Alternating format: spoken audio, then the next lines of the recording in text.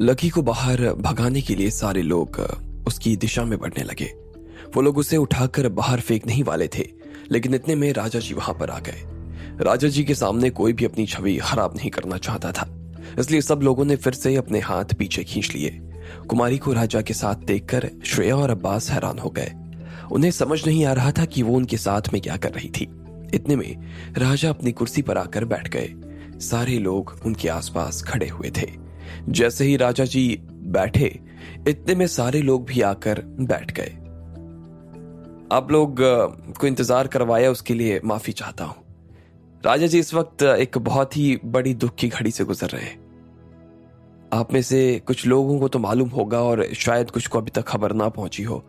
मैं फिर से एक बार आपको बता देना चाहता हूं कि राजा जी की पत्नी हमारी आदरणीय महारानी जिजीविषा जी का निधन हो गया है। ये घटना परसों हुई और कल उन्हें दफनाया गया। आज राजा जी फिर भी हमारे बीच मौजूद हैं। ये हम सबके लिए एक बड़ी बात है। यहाँ पर जितने भी लोग हैं और वो बैठे हुए हैं, मैं उनसे गुजारिश करूंगा कि अपनी जगह पर से सब खड़े हो जाएं। हम रानी साहिबा की आत्मा की शांति के लिए 2 मिनट का मौन व्रत रखना चाहते हैं। राजा जी के साथ आए एक आदमी ने सब लोगों की तरफ देखते हुए कहा। लकी और बाकी सब लोग अपनी जगह पर से खड़े हो गए। लकी ने देखा कि कुमारी और राजा के कपड़े के ऊपर एक सफेद रंग का फूल लगा हुआ था। वो समझ गया कि इसका जुड़ाव उनके देश की किसी परंपरा से था। दोनों के चेहरे आज बहुत उतरे हुए नजर आ रहे थे, लेकिन राजा जी ने किसी को भी इस बात की खबर नहीं लगने दी कि आखिर रानी की मौत कैसे हुई। हालांकि सब लोगों की दिलचस्पी इस चीज को जानने में थी, लेकिन यहाँ के मंत्रालय और पुलिस के साथ में मिलकर राजा जी ने इस पूरे किस्से को दबा दिया था, ताकि उन दोनों देशों के बीच के संबंध पर इस बात का कोई असर न हो सके। 2 मिनट का मौन पूरा हो जाने के बाद राजा के सहायक फिर से खड़े हुए और उन्होंने कहा, आज आप सब लोगों के बीच में राजा जी एक बहुत ही जरूरी घोषणा करना चाहते हैं। वैसे तो ये घड़ी इस तरह की बात करने का नहीं है, लेकिन फिर भी जनता की भलाई के लिए और आपके देश के विकास के लिए राजा जी इस कदम को उठा रहे हैं। आज अगर रानी साहिबा जिंदा होती तो शायद वो भी कभी राजा जी को इस कदम के लिए मना नहीं करती। आज राजा जी इस बात की घोषणा करने वाले हैं कि वो आपके देश भारत में 2000 करोड़ रुपए का निवेश करने वाले हैं। ये निवेश जयपुर में होगा या फिर दिल्ली में, इस बात का खुलासा राजा जी खुद ही करेंगे। अब चाहे निवेश आपके शहर में हो या फिर और शहर में, मुझे लगता है कि आप राजा जी के निर्णय का सम्मान ही करेंगे। आखिरकार पैसा तो देश में ही आ रहा है ना, तो ऐसे में मुझे नहीं लगता कि किसी को इससे कोई आपत्ति होनी चाहिए। जैसे ही वहां पर बैठे हुए लोगों ने उसकी इस बात को सुना तो सब लोगों के दिल की धड़कन शांत हो गई। जितने भी अमीर घर के लोग थे वो अपनी जगह पर वापस शांति से बैठ गए। वो जानते थे कि अगर राजा इस घड़ी में भी आकर अपना फैसला सुना रहे थे तो सच में उनका दिल बहुत ही उदार था। अगर पैसा दिल्ली में भी जाता तो भी उन लोगों को कोई दिक्कत नहीं थी। वो सभी निर्णय आने से पहले ही उसका सम्मान करने लगे और आपस में फुसफुसाते हुए बोले, मेरे हिसाब से तो राजा जी वहां पैसा डालेंगे जहां पर उन्हें सहूलियत होगी, जहां पर वो अपना पैसा का क्या हो रहा है उसे ठीक से देख सके। हाँ, वैसे दिल्ली से जयपुर कोई ज्यादा दूर भी नहीं है, दोनों जगह अच्छी है। अभी पता ही चल जाएगा पैसा कहाँ जाने वाला है। उन लोगों की फुसफुसाहट के बीच उधर राजा जी का सहायक आगे बोलता जा रहा था। उसने कहा, निर्णय सुनाया जाए उससे पहले हमें खाना खा लेना चाहिए। खाने के बाद राजा जी आप सब लोगों के बीच में अपना फैसला रख देंगे। असल में पहले तो बात यही हुई थी कि सब लोगों को खाना खिलाने से पहले ही उन्हें फैसला सुना दिया जाएगा, लेकिन जब उनका सहायक राजा जी के साथ में रास्ते में आ रहा था तो राजा जी को ना जाने क्या सूझा, उन्होंने अपना डिसीजन बदल दिया। उन्होंने सहायक से कहा कि वो पहले लोगों को खाना खिला दे, उसके बाद में वो अपना फैसला सुनाएंगे।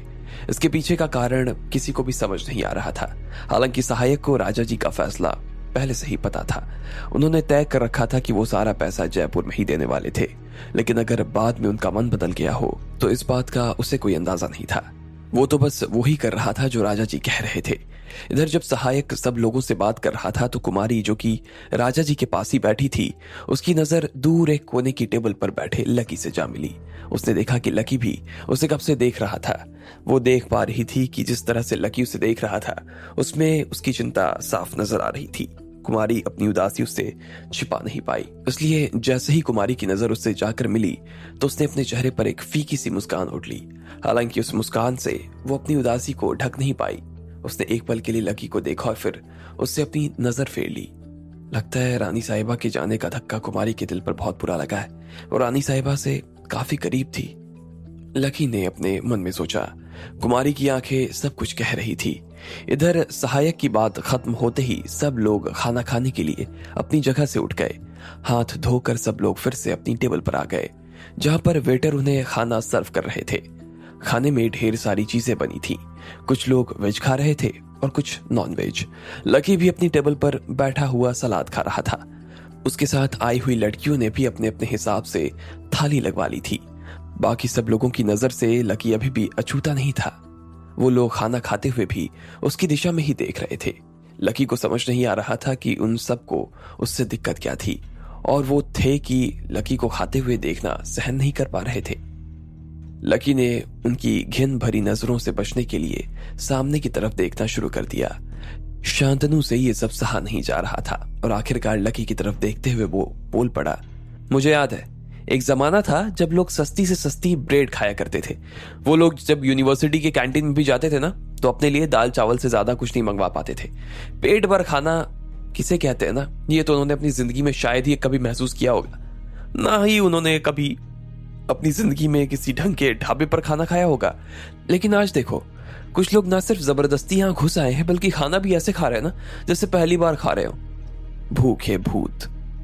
केशव, जो कि खुद भी लकी की फजीहत करने का मौका ढूंढ ही रहा था, वो भी शांतनु की बात सुनकर जानबूझकर जोर से हंस दिया और हंसते हुए बोला, हाँ, मैं भी ऐसे कुछ लोगों को देख ही पा रहा हूँ जो खाना खा नहीं रहे बल्कि उसका रेप कर रहे हैं। अब जैमिनी होटल में भी अगर ऐसे लोग खाना खाने के लिए आने लगे तो फिर भाई हम लोग कहाँ जाएंगे।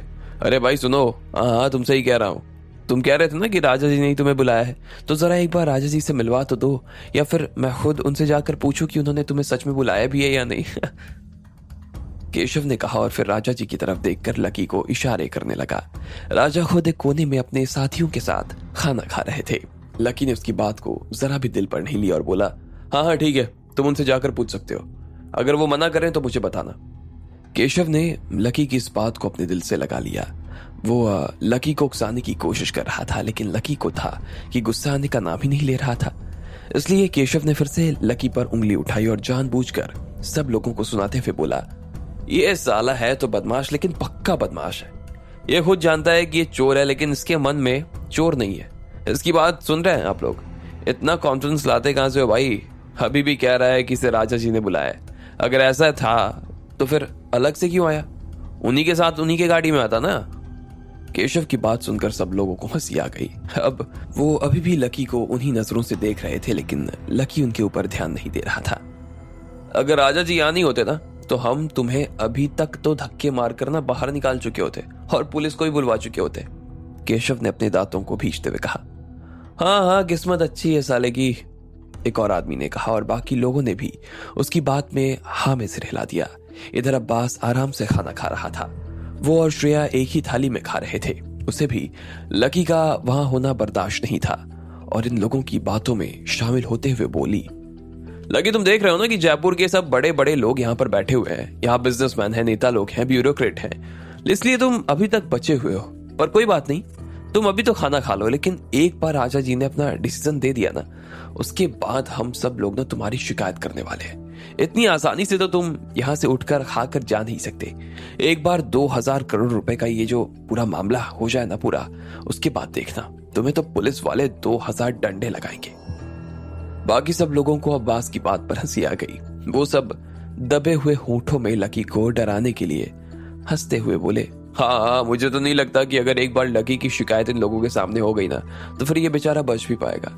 पता नहीं कौन से केस में से अंदर करेंगे कि फिर दोबारा ऐसा कुछ करने से पहले ना 10,000 बार सोचेगा ये। हाँ बस भाई, एक बार खाना हो जाए, बाकी चीजें हो जाए, फिर हम सब एक साथ राजा जी के पास जाकर ना इसकी शिकायत करेंगे। देखो तो जरा कितनी शांति से खा रहा है, जैसे राजा जी का पीए हो। काले भाई काले, वैसे भी थोड़ी देर में सब बाहर ही निकलने वाला है। लकी उन सब लोगों की बकवास पर कोई ध्यान नहीं दे रहा था। वैसे भी वो इन सब बातों का तो आबादी हो गया था। वो ये चीज अपनी जिंदगी में सीख चुका था कि अगर उसे अपना सच पता था तो फिर उसे बाकी लोगों के झूठ पर कोई जवाब देने की जरूरत नहीं थी। वो राजा जी की तरफ देख रहा था। उसने देखा कि वो अनमने भाव से टेबल पर बैठे थे। रानी साहिबा के चले जाने का गम उनके चेहरे पर साफ नजर आ रहा था, लेकिन क्योंकि मामला देश से जुड़ा था और फिर वो देश के राजा थे तो उन्हें जबरदस्ती यहाँ पर आना पड़ा। अगर वो पहले ही इस पैसे को देने की घोषणा नहीं करते तो शायद आज ये पार्टी होती ही नहीं। वो अपनी टेबल पर राजस्थान और भारत के बाकी लीडर्स के साथ में बैठे थे। कुछ अधिकारी लोग भी उनके आसपास थे। उनके बात करने के तरीके से पता चल रहा था कि उनका बात करने का कोई मन नहीं था, वो बस मुंह हिलाए जा रहे थे। अचानक से उनकी नजर दूर एक टेबल पर बैठे हुए लकी से जब जा मिली तो फिर उनके दिल में कोई टीस उठ गई। ऐसा लगा जैसे उनके दिल में कुछ हिल गया था। जब जिजीविषा की मौत हुई थी तो ना सिर्फ राजा ने उनकी आखिरी ख्वाहिश पूरा करने का वादा किया था, बल्कि साथ में जिजीविषा के शिष्यों का ध्यान रखने के लिए भी कहा था। इसलिए वो जाने से पहले एक बार लकी से मिलना चाहते थे। अब आगे क्या होने वाला था? क्या होता जब राजा और लकी सब लोगों के सामने एक दूसरे से मिलते? आपको क्या लगता है, क्या होंगे इन सभी सवालों के जवाब? कमेंट बॉक्स में कमेंट करके हमें जरूर बताएं। और सभी सवालों के जवाब को जानने के लिए सुनते रहिए सिर्फ पॉकेट एफएम पर।